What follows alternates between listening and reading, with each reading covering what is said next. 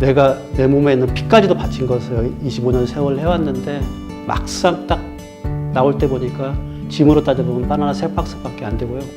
넌 머리가 있냐? 생각이라는 것 좀 해라.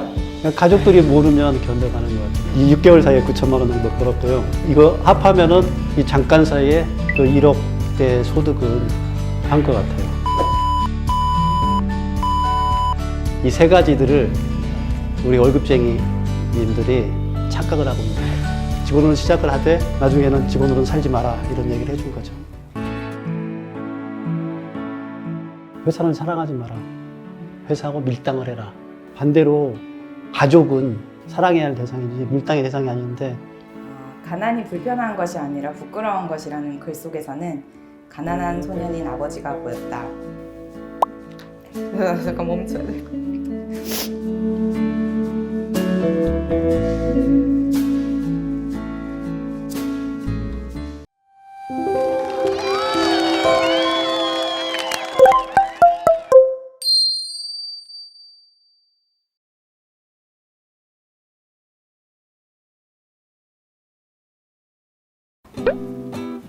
안녕하세요 여러분, 밥벌이원 서포터즈의 박진영 기자입니다. 네, 저희 브릿지에서 오늘 이렇게 좀 새로운 프로그램을 마련하게 됐는데요. 요즘 많은 분들이 경제적 자유를 꿈꾸고 계시는데 사실 그럼에도 불구하고 매일매일 출근을 해야 하는 밥벌이원들이 대부분이실 겁니다. 투자 비즈니스와 관련한 인사이트는 물론 여러분들의 마음까지 든든하게 챙겨주실 우리 서포터님들을 매회 모시고 이야기를 나눠보도록 하겠습니다. 네, 그러면 저희 첫 번째 서포터님이십니다. 정선용 작가님 모셔보겠습니다.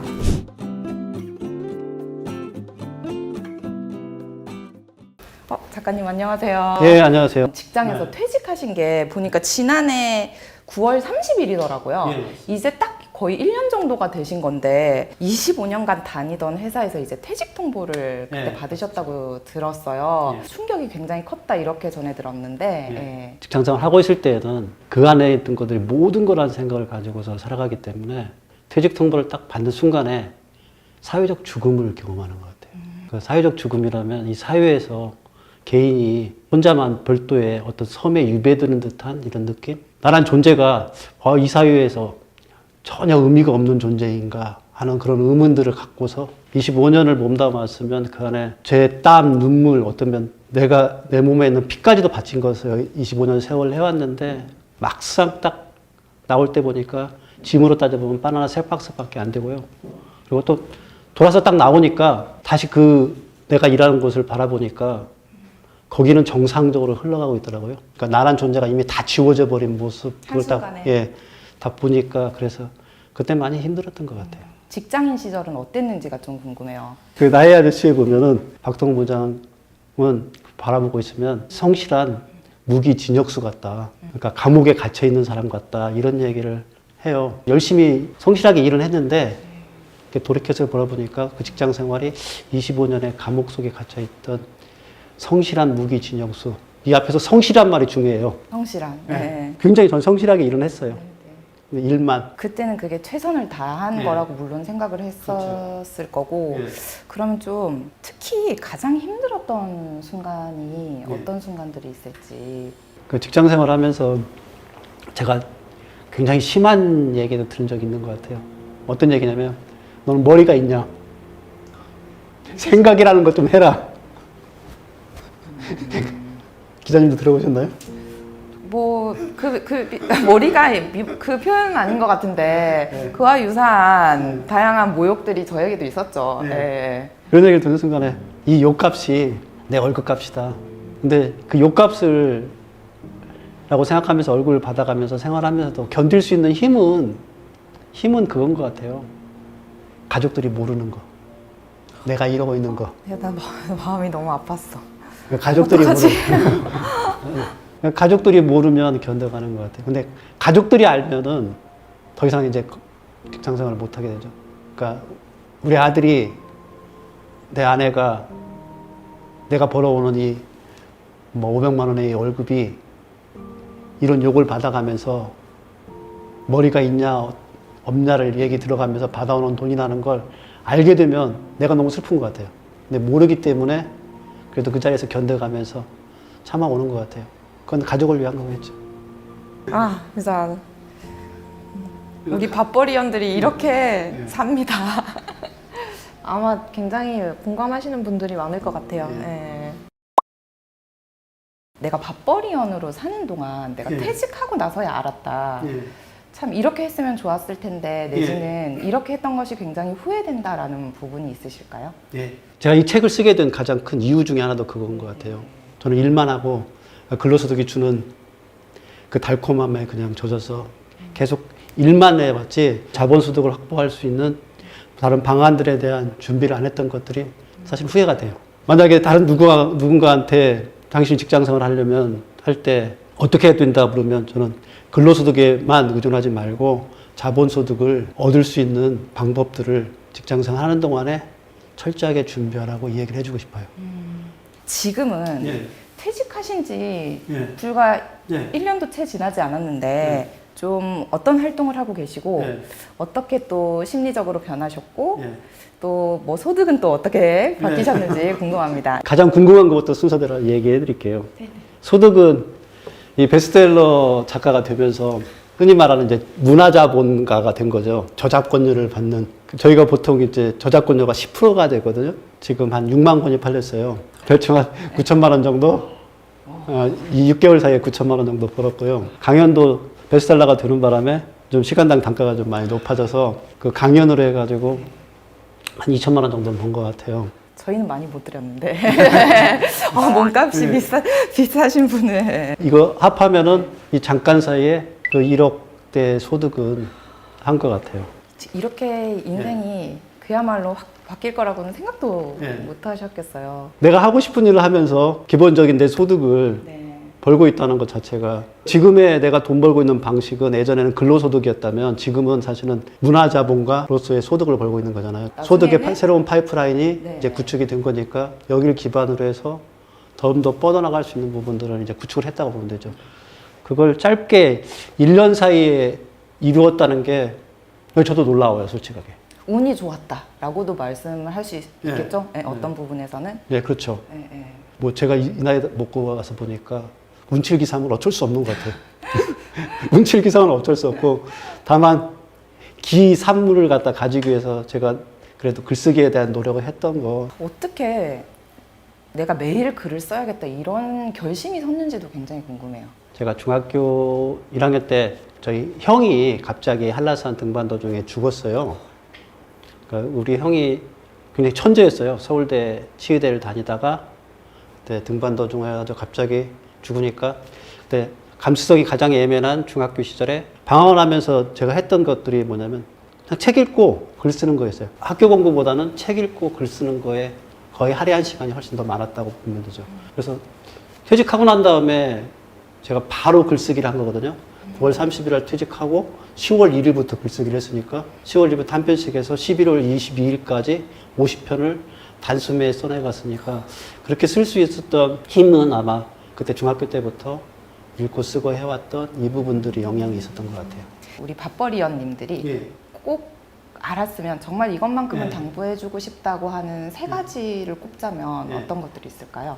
먼저 딱 세 단어로 해서 표현해드리면 월급, 명함, 인맥 이 세 가지들을 우리 월급쟁이님들이 착각을 하고 있는 것 같아요. 그러니까 월급은 나의 영원한 소득이 아니에요. 그러니까 순간순간 매달 주는 이 달콤함에 빠져서 평생 내에 줄 거라는 착각 속에서 미래를 준비하지 않으면 경제적인 돈의 어려움을 받아요. 그러니까 두 번째 부분은 명함인데 이 명함이 보통은 어떤 사람의 사회적 지위를 대변해 주잖아요. 저도 엘사에 있을 때 임원 그 부문장 명함을 가지고 어디를 가든지 다 대접을 해주잖아요. 퇴직하는 순간에 다 사라져요. 내가 가지고 있는 지위가 아니라 회사에 있는 지위를 내가 일부 빌려다가 사용했던 거에 지나지 않는다는 거. 내 것이 아니었다. 네, 그렇죠. 그런 착각들을 벗어나야 돼요. 좀 전에도 제가 명함을 드렸는데 네. 저는 밥벌이원이라서 네. 드렸는데 명함이 없으시다고. 네. 아유, 근데 굉장히 당당한 모습.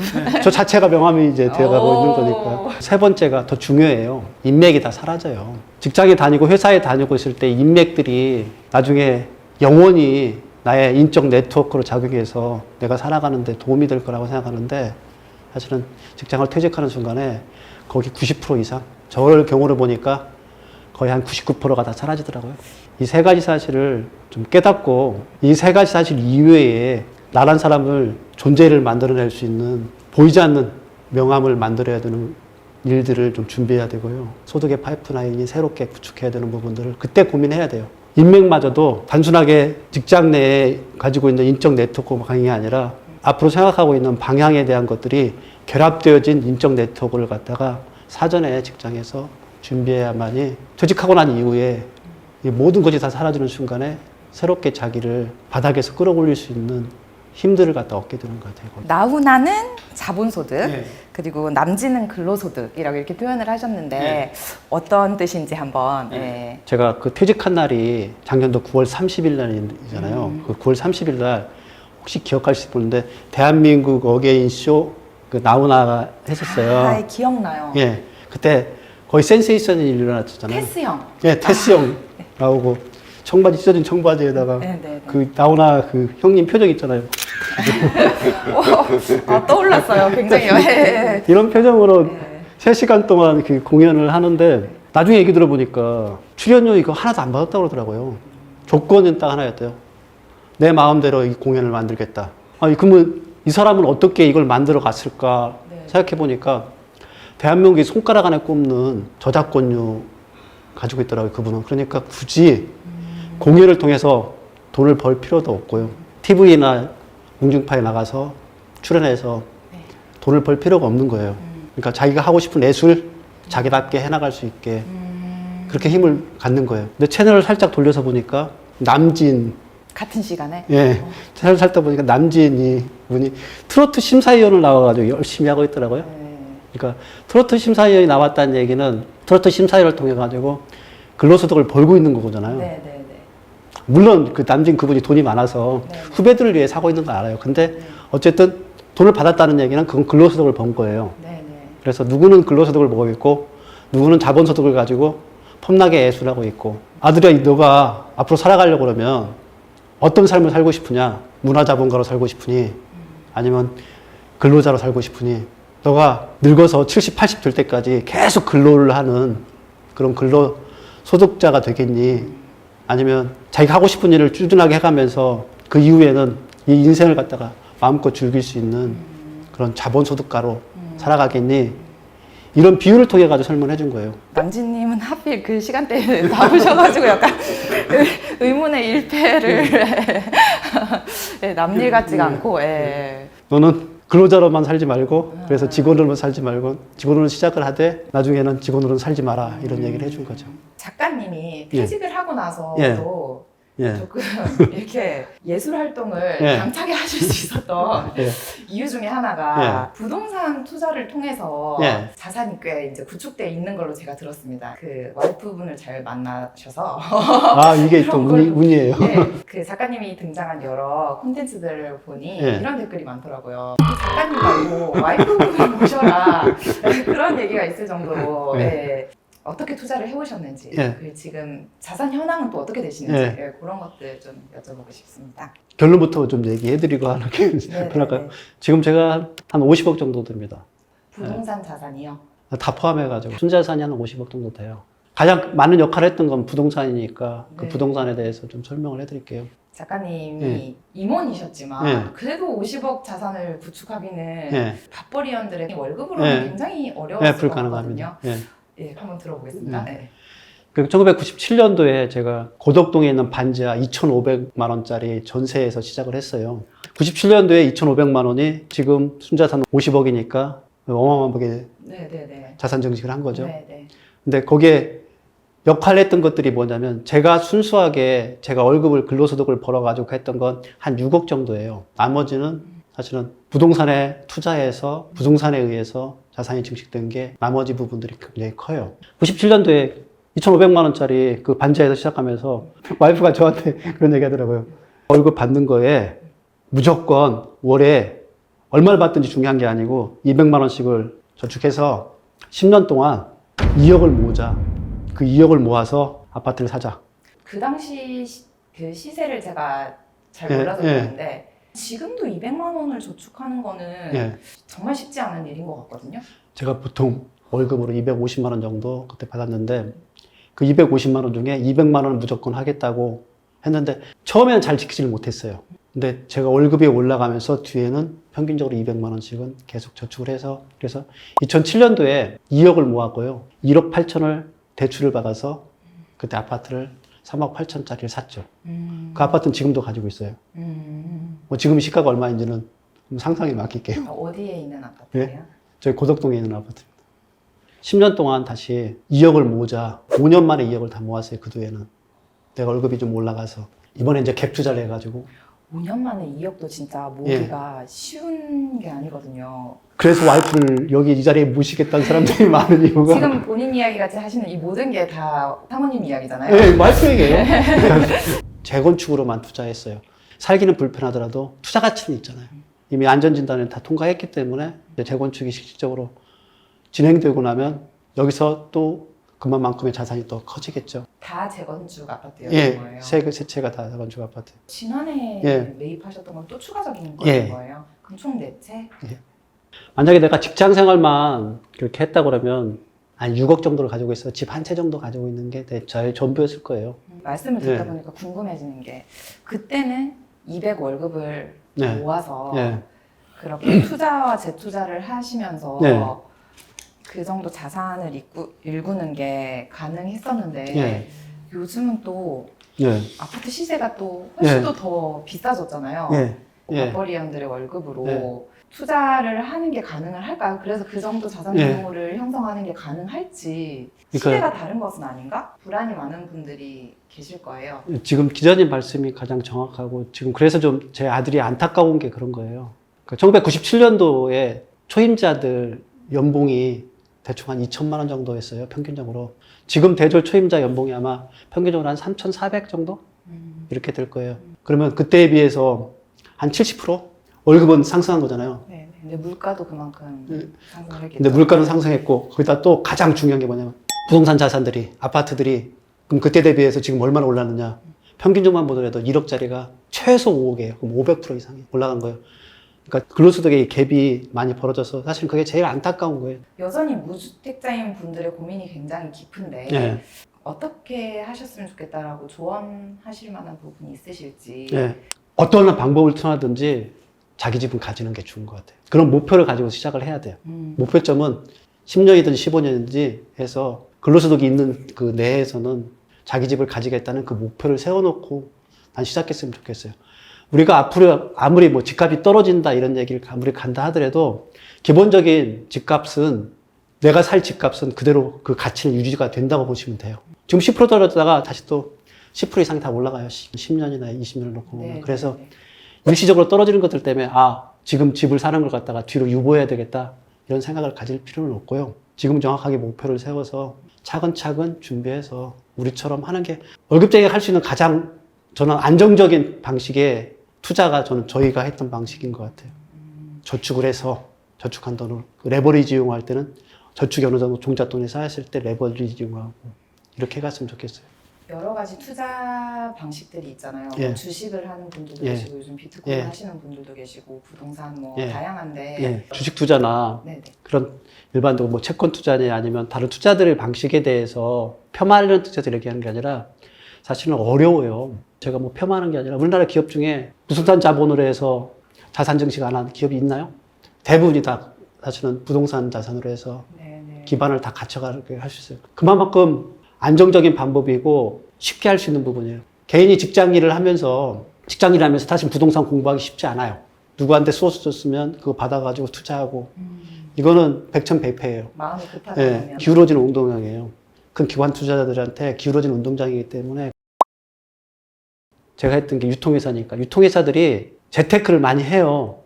예컨대 뭐 마트가 됐던 백화점이 됐던 네, 입지가 마찬가지. 굉장히 중요하니까 그쪽에 땅을 예. 사들여서 예. 건물을 세우고 예, 이제 그쪽에 땅값이 굉장히 예. 많이 오르게 되면 예. 또 매각할 수 있는. 예. 맥도날드 기업이 흔히 우리는 햄버거 가게 패스트푸드점이라고 생각하는데 아니에요. 부동산 기업이에요. 그런 그렇게- 관점으로는 생각해 보시면 그렇게 봐야 돼요. 네. 그러니까 그걸 갖다가 우리 개인한테 비교된다면 우리 개인이 기본적으로 소득을 버는 월급을 해서 버는 것들은 가장 기본적인 소득을 버는 거예요. 그들이 패스트푸드점을 해가지고 하는 것들은. 근데 실질적으로 맥도날드의 지금의 기반을 만들기 위해 돈을 벌게 해준 건 사실은 부동산업이에요. 시간이 좀 걸리는 거죠. 그러니까 젊은 분들이 그걸 못 견뎌가지고 빠르게 그 종잣돈을 마련하기 위해서 비트코인을 한다든가 잘못하면 자칫하면 나락을 떨어질 수 있어서 언제 내 집을 마련하지 그러면 보통 이제 평균 시세가 한 5억 정도 된다 그러면 3억까지는 마련해야지 하는 생각으로 조급해하기 시작하면은 마련할 수 없기 때문에 목표를 난 1억만을 만들어야지. 그러면 1억을 가지고서 레버리지 효과를 높일 수 있는 것들은 많아요. 그러니까 단계를 건너가면 되니까. 근데 중요한 그 포인트가 1억까지 모으는 그 과정들을 지속하지 못하기 때문에 대부분 다 그런 현상들이 벌어지거든요. 저축에 대한 중요성을 얘기할 때 저희 어머니 얘기를 해요. 저희 어머니가 집안 식구가 10명이잖아요. 지금 10명인데 아버지가 공무원이었어요. 공무원이 월급 예전에 얼마나 빠듯했겠어요. 그럼에도 불구하고 우리 형제들 다 대학까지 공부시켰잖아요. 그게 마법은 뭐냐면요. 고정소득이에요.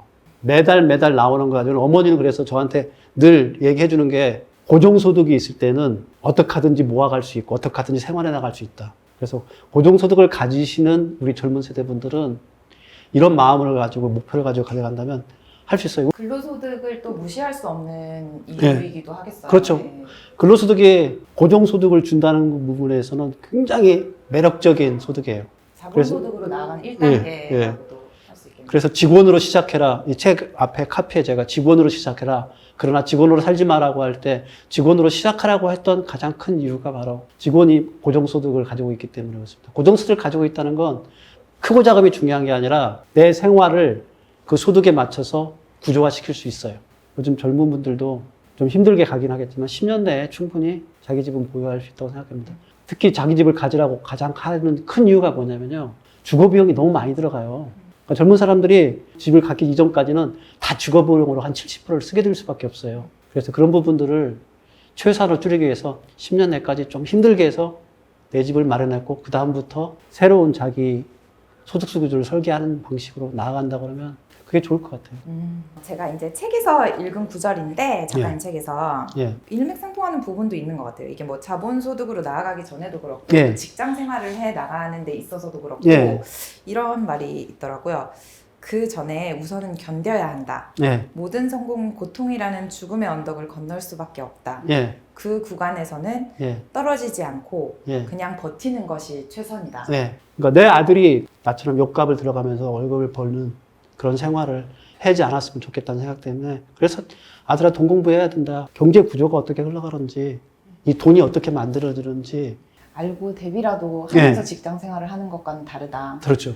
말씀이신 거고 많은 얘기를 나눴는데 저희 밥벌이원들에게 예. 해주고 싶으신 그 응원의 메시지랄지 있으실까요? 네. 직장 생활을 했기 때문에 사실 여기까지 오는데 모든 역할들을 회사가 했죠. 회사에 대한 고마움이 있고 회사에 다니는 동안에는 사실은 올인을 했어요.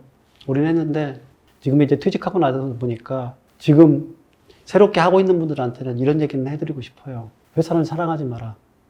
회사하고 밀당을 해라. 반대로 가족은 사랑해야 할 대상이지 밀당의 대상이 아닌데 오히려 그 반대로 하고 있더라고요. 가족을 사랑하고 회사하고 밀당해야 돼요. 회사는 근로계약 관계이거든요. 그 근로계약 내에서 내가 회사에 해줘야 될 거를 해주고 회사에서 받아줄 걸 받으면서 준비를 해야 돼요. 미래에 대한 준비들을. 그래서 근로자에서 자본가, 사업가로 거듭나는 준비들을 근로자일 때 해라. 이 얘기를 꼭 해주고 싶어요. 밥벌이형 서포터즈 이제 제일 첫 회 서포터님으로 예. 우리 정선영 작가님을 모셔서 예. 진짜 많은 감사한 얘기를 들어본 예. 것 같고 예. 우리 밥벌이형 여러분들께 진짜 많은 예. 힘이 됐을 것 같다라는 생각이 들고요. 예. 이 예. 책의 마지막에 아드님의 편지가 예. 마지막에 있더라고요. 예. 이 책을 보면서 예. 울컥했지만 안 울었는데 예. 이 아드님 편지를 읽으면서 예. 제가 울었어요. 예. 조금 분발하셔야 할 것 같고 오늘 서포터님에 예. 대한 예. 작가처럼 제가 읽으면서 마무리를 예. 해보겠습니다. 울 것 같은데요. 안 돼. 저도 따라올 거예요. 가난이 불편한 것이 아니라 부끄러운 것이라는 글 속에서는 가난한 소년인 아버지가 보였다. 친구들과 맥주를 마시고 계산하던 그 술값 속에 아버지의 욕값이 보였다. 뒤축이 다 해진 구두에선 아버지의 고단한 하루가 보였다. 너 왜 이러니? 진짜? 소년 월급쟁이 퇴직자 그 모든 아버지의 고트 덕분에 나는 이렇게 컸다. 아버지 생각나서 그러신 것 같아요. 저희 처지 농담이고 아니 진짜 모든 밥벌이원 분들을 생각하니 그러니까. 마음이 그래요. 다 아마 같은 마음이실 것 같은데 예. 지금 내 눈에 비치는 아버지의 모습은 전과 같지 않다. 아버지는 지금 퇴직이라는 구렁에서 벗어나려고 안간힘을 쓰고 계신다. 그 안간힘은 바지 속 헐렁거리도록 얇아진 허벅지에 있고 반백이 되어가는 머리카락 사이에 있고 신문을 읽을 때마다 콧등 아래로 내려 쓴 안경 속에 있다. 그 안간힘이 깜깜한 어둠이 드리운 동굴 같은 현실에서 환한 등불처럼 빛나고 있다. 오늘도 나는 그 등불로 세상을 보고 있다. 아버지 사랑합니다. 이렇게. 아무튼 오늘 이렇게 자리해 주셔서 예. 진심으로 감사합니다. 고맙습니다. 네.